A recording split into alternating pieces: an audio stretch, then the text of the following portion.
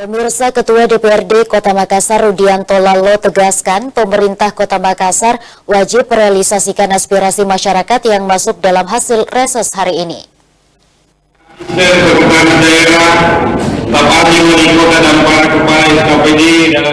Ketua DPRD Kota Makassar Rudianto Lalo didampingi 3 wakilnya memimpin langsung rapat paripurna DPRD Kota Makassar yang digelar pada Rabu sore. Rapat paripurna tersebut digelar dalam rangka pembacaan laporan hasil pelaksanaan reses kedua masa persidangan kedua tahun sidang 2021-2022. Hasil reses yang dibacakan juru bicara kelima Dapil Kota Makassar tersebut nantinya akan diserahkan ke pemerintah Kota Makassar untuk kemudian direalisasikan pada tahun 2023.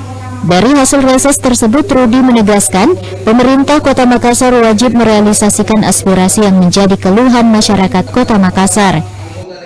Hari ini paripurna tentang pelaksanaan hasil reses.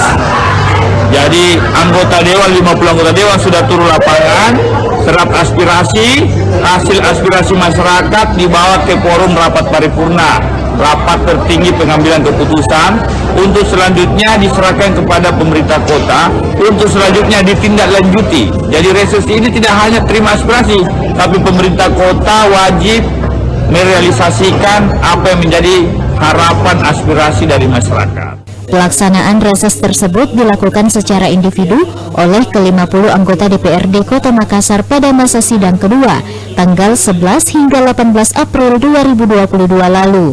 Fitri Herunisa, Celebes TV.